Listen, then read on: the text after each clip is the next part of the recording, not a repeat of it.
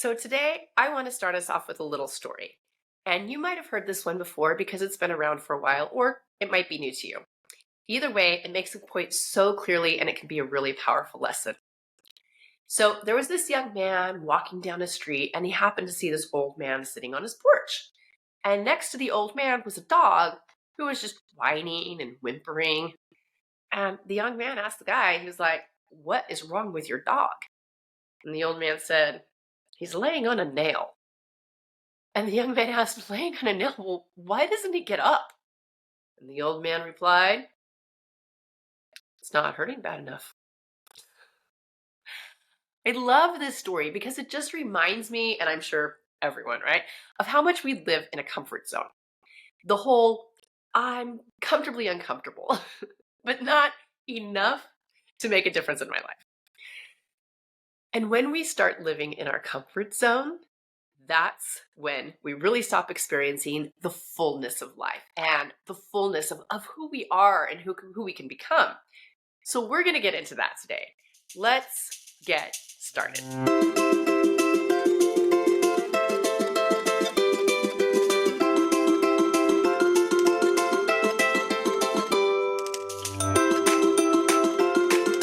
So we have routines that make life easier because it puts us on autopilot.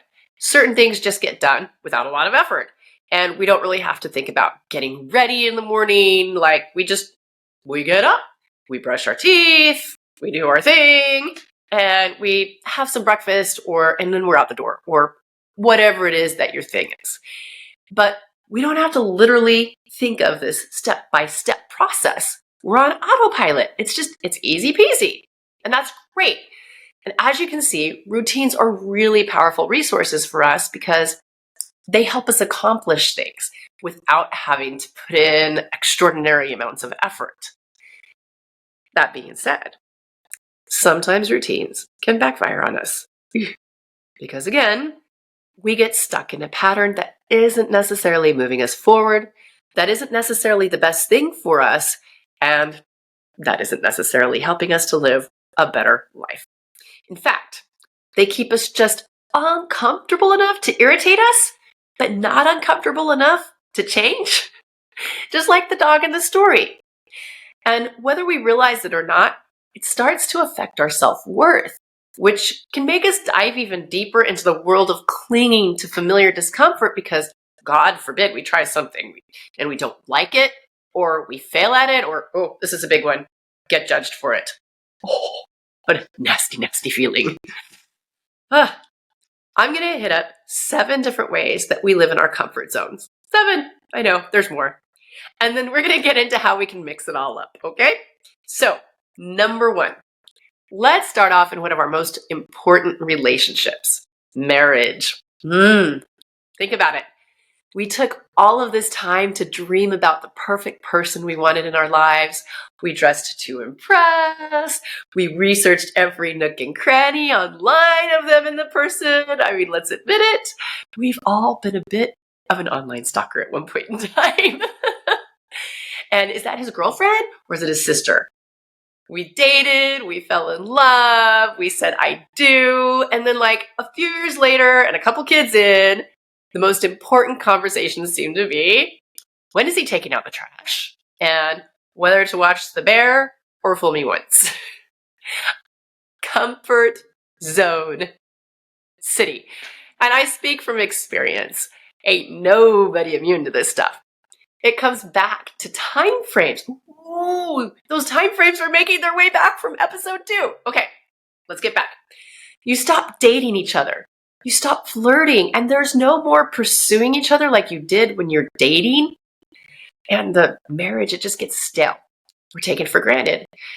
Oh, and our sex lives dwindle because our phones and all those reels just satisfy us on such a deeper level. We stop communicating what we dream about and where we want to go in life, and then sharing goals with our partners. We stop doing that. And this leads us to living like roommates. Been there? And then we wonder why divorce rates are so high. It's because we get stuck in these comfort zones and we don't make room for something new, or in this case, something we used to do and pursue it within our marriage. You may have heard my good friends, David and Yvette Uloa. We had them on a couple of episodes ago, and they run the Warriors and Queens program. Oh, and also the Unshakable Love Mastery programs. And one of their solutions to this dilemma, and I love it, and Andrew and I have implemented it, is going on adventure dates. And I love this idea because each month, one of you gets to plan the adventure date for the other person. So there's not like this huge amount of pressure that you have to come up with something, like skydiving or crazy every week. And it's just one person each month. And it doesn't have to mean you can't date more than once a month. It's just that once a month you're doing this adventure. You make it special. You drop hints. You make it exciting. And there's just all of this anticipation leading up to the day. And what this does is it breaks that mode of certainty that we're living in from day to day, what we know to expect and what we know is going to happen, other than like the little minor things that really don't affect us. And now suddenly you're creating intrigue and excitement, and you're becoming juicier than Bridgerton's on Netflix. And then you get to have the culmination of going on this date and you create an experience together. And it doesn't have to be something crazy and wild, like I said, like, going race car driving. It could be we're going for a picnic, but it was the lead up to it and the excitement and the juice that it gives you during all that time, coming up with those fun little things that we used to do when we dated, looking forward to something. So if you haven't checked it out, they actually have a whole book on it, and I would go check it out. Again, I'll put that in the show notes. They're at warriorsandqueens.com. And that's just one of the parts of getting out of your marital comfort zone. And there are other areas you can step out and shake things up into. Number 2, another place that we live in our comfort zones, our work. Oh, man. Now, most of my life I've worked for myself, but there's been quite a few times where I've worked for other places, and it's just so easy. Like, you get this paycheck, and even if you mess up a little bit here or there at work, it doesn't really matter because they kind of expect it from you anyway, and you'll resolve it eventually. And we just end up doing the same thing over and over. And sometimes we're frustrated by it, and sometimes we complain about it, maybe a lot. We just keep doing the same thing because we like that steady paycheck. And if we want to move further up the scale, then that maybe comes with more hours or more responsibility. And I'm making enough, really. So you don't have to have new challenges, and you end up skating through the day. But you just end up staying in the same place, and you have no fulfillment in your work. Or maybe you do, but it's gotten stale over time because you haven't found new ways to create that fulfillment through your work. Number 3, we get in our comfort zones with our kids. Oh, we get used to yelling at them for the same thing over and over and over, and just living in frustration. Like, I just yell at my kids all the time. They don't even listen, right? And then we go and complain to our friends about it. But we don't try anything new with them. Or, if we try something new, we don't give it enough time to work for it to actually sink in and to be consistent with it. And the other thing we don't do sometimes is we don't really push our kids to try new things that are outside of our comfort zone. Like, yeah, sure, we might sit down at the dinner table and say, like, oh, you need to try that because you haven't tried it before and you never know if you're going to like it. And we're still sitting at the dinner table and we're eating what we like.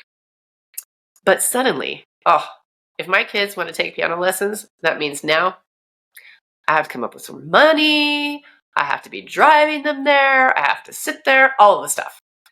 And I have to admit, I'm like the queen of this one. I think, I don't want to be a taxi service. My kids get 2 things. That's it. Because otherwise, and to a certain extent, there's truth in that as well. Otherwise, I'm spending all my time doing that. But how many simple things are there at home or at school or just whatever around you that they could be doing and trying these new experiences, and we don't necessarily push them towards it because you know what? They're on their tablet. I don't really have to pay that much attention to them. They're taking care of themselves, right? Or whatever it is. So we become complacent and live in a comfort zone with our kids. Number 4, we get stuck in patterns that don't help us. Oh man, I have a friend I was talking to the other day, and when she listens to this, she knows that I am talking to her right now. But don't feel all the pressure because there's a lot of people living in the same thing. We don't ask for help because we don't want to be a bother, and we're used to doing it all anyway. And this, my friends, is a comfort zone. And it doesn't serve anyone because in the end, all it does is serve to frustrate us. And it makes us feel overwhelmed and stressed out. Such a big mom thing to do. Oh, I can't ask my friend for help. She has her own kids and her own family to deal with. Oh. And what we forget is that people at our core, at our heart, we thrive when we get to help others. When we feel like we've been of true service and value, it lifts us up. It encourages our soul. It makes us feel like we've had purpose. And I'm not talking about mundane little things where you start like, not to take advantage kind of a deal. Like, hey, can you do my laundry? You understand the difference.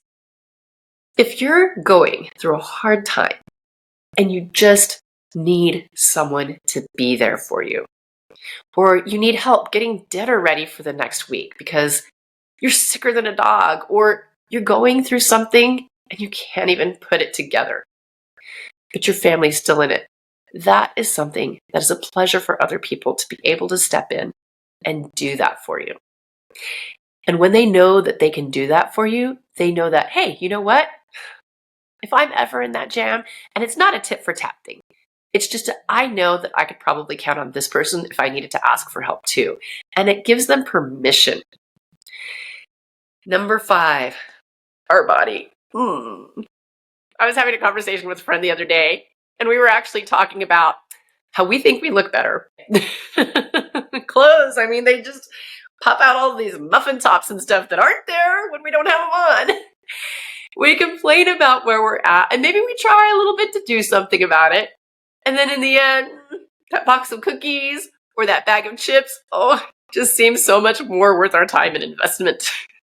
And I already know how I feel in these clothes anyway. And actually, I'm saving money, not having to buy a new wardrobe. Coming in at number 6, friends. I watch my girls when we go to the playground, and there are all of these random kids, right? And they don't care. They just go up to them and start making a game with them. And 30 minutes later, it's like, don't take me away from my best friends when we have to leave. They don't want to be separated from them. And I think to myself, when was the last time I just randomly went up to someone and figured, we'll just be friends, and then start a conversation? Okay, so what if 30 minutes later or 5 minutes later, that's the last of the bestie? Fine. I had a new conversation on and opened myself up to possibility. And what if, I know this is crazy, but what if we actually kept calling each other? We get stuck in that comfort zone of not wanting to experience rejection, of not being that weird person that everyone just casually avoids. Okay, so I admit it, I'm actually more of that weird person. But I had to be. For a while there, it was getting pretty lonely. And in the end, people are just people. If they don't like me, it's not going to ruin my life. If they like me, it can improve my life. And rounding up number 7, dreams and passions. Some of you are even thinking to yourself, what is a dream?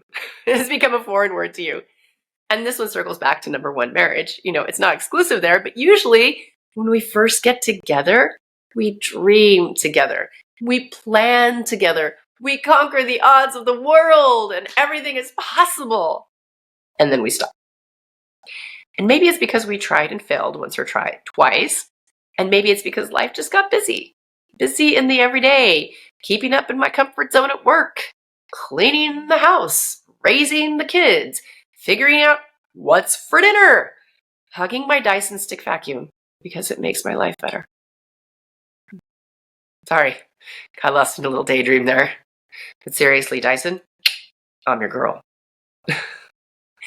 We get stuck in a status quo that is so much easier to live in than to choose to try something that we're gonna have to be unfamiliar with and discomfort. And I'm good with that nail in my paw. I know how it hurts. But what if I do get up and move and then I get 10 splinters and they get stuck and they feel worse? That dog had reason after all. Getting out of our comfort zones can just feel so darn overwhelming. Where do we start anyway? Before I get to that, I want to point out a couple of things. One, being at peace with a part of your life and wanting to maintain that, it doesn't signify that it's a comfort zone. Of course we want peace. We want joy and happiness. And if that's where you're at, rock on and keep repeating that result.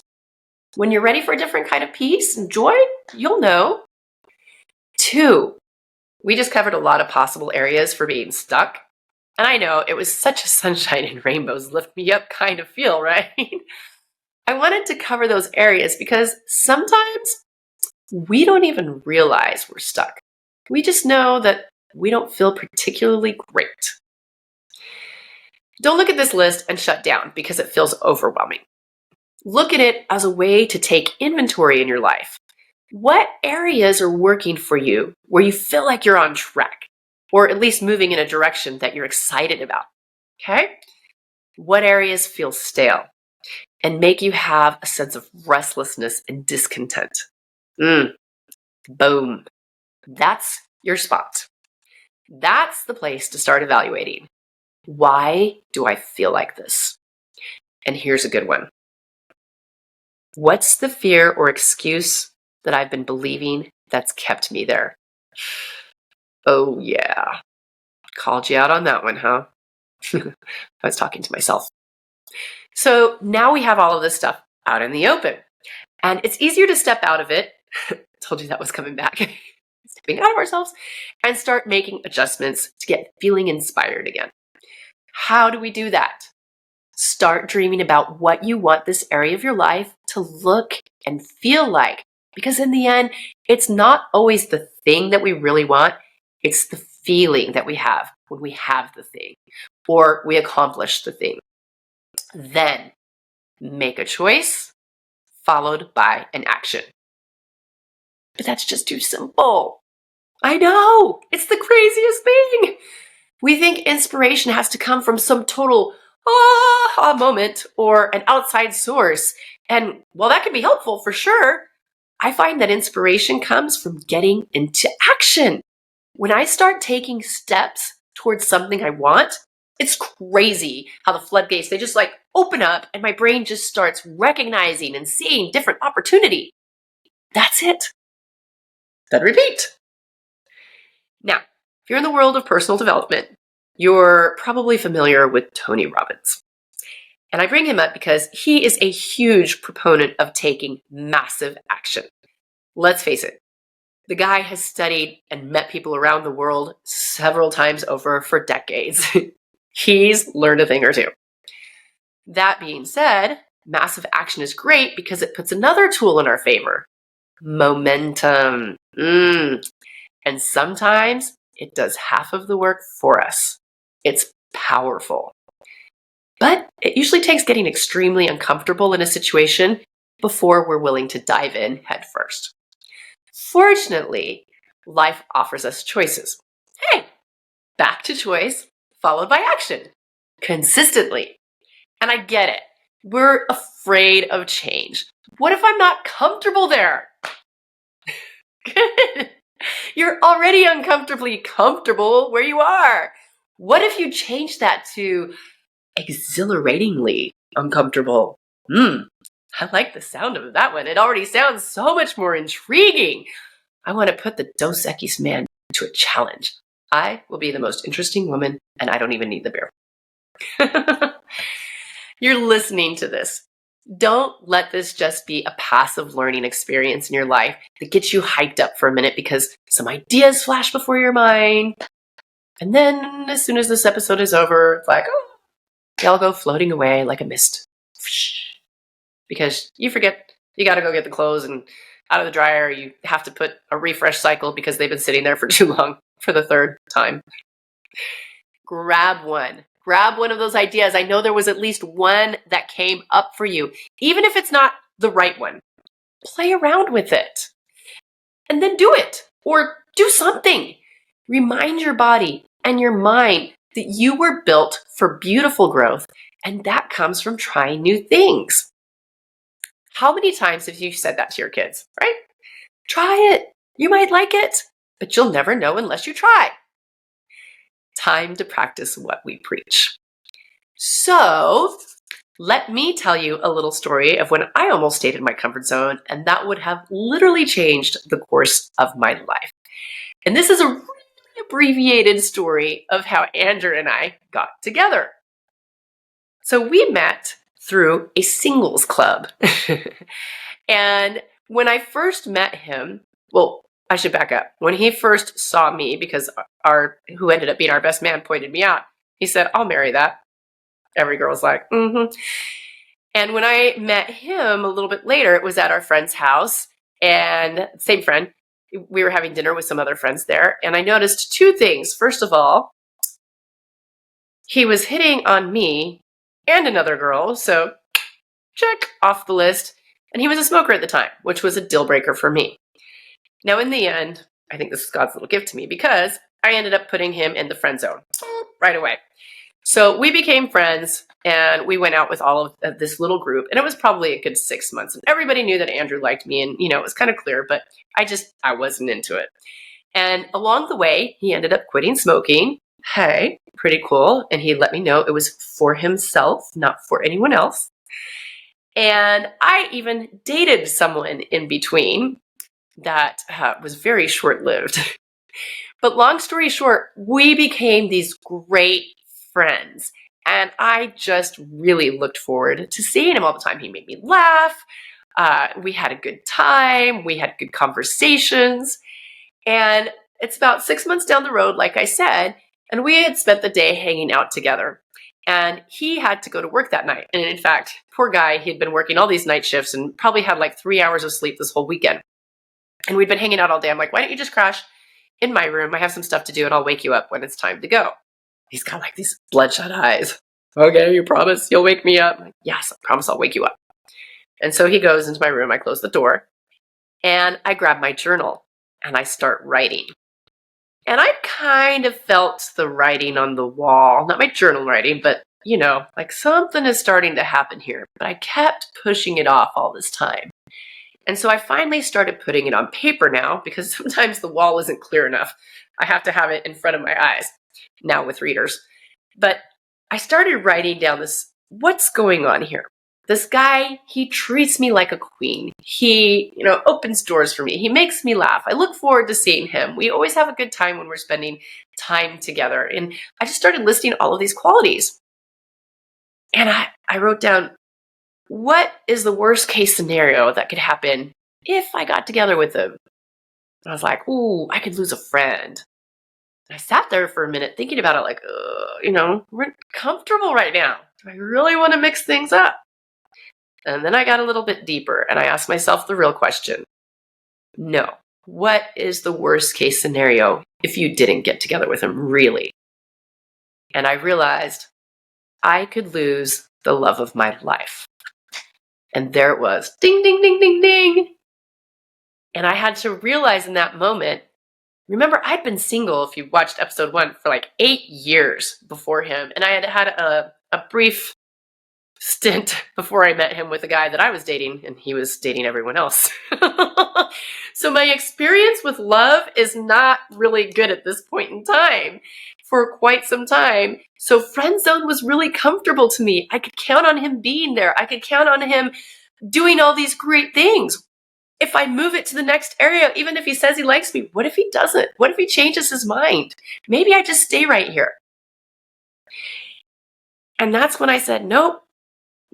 I promised I would make the better choice and that I wasn't going to stay in my comfort zone. And so I opened the door. It's a little bit before I was supposed to wake him up. But I open the door, I go into the room, and he's laying on the bed, and his poor eyes are still like wide open, still bloodshot, because he's afraid I'm not going to wake him up for work. And I lay down on the bed next to him, and he looks at me, all kind of wired. And I said, I'm sorry for giving you mixed messages. And he looked at me and he said, it's okay. You're female. You're supposed to. And then he leans in and he kissed me. And then he immediately pulls back and he said, did I get the right message? And I said, yes, you did. And then there may or may not have been a makeout session where he ended up having to drive an hour and a half in 25 minutes. Sorry, hope no traffic cops listening. It was all PG. But that was the beginning of what's now become our life together, our family, our legacy. And if I would have chosen to stay in the comfort zone because it kept me safe, I would have missed out on everything. I wouldn't even be here today talking to you guys. That's how much my life would have changed. And sometimes things may not seem all that big and dramatic, like, it doesn't really matter if I change this. But little tweaks in your life can have massive impact down the road. A little 1% over time, if you graphed it out, it moves up. It does make a change. So that's why I'm really passionate about saying, look at those areas in your life, and there's more, right? I didn't cover every single thing, but there's more you can look at, and you know where you're feeling stuck. You know where you've been feeling the pull for a while, like something just has got to give. I'm tired of it. And maybe it's not, I quit my job and become a Sherpa in the mountains of wherever, of Nepal. But maybe it's a tweak at work. I don't know what it is, but allow your mind to get excited and to start dreaming again and to figure it out. And it's amazing what will come up when you stop telling yourself to be safe. Certainty is great. I'd certainly love to know my bills are being paid. But man, if I don't have variety, I get bored really fast. So we need to have that variety in our life. Okay, so we are at the end of this episode, but before we leave, I'm going to leave you with a fun little story joke, again, along the lines of comfort zones. And I don't know if you've heard this one before, but it makes me giggle. So there was a priest who had taken on a junior priest. And he went up to him one day and he said, let's have a conversation. And the junior priest says, okay, sure. And he says, you know what? I really want to compliment you on all of these ideas that you've been bringing to our church. The junior priest says, oh, thank you.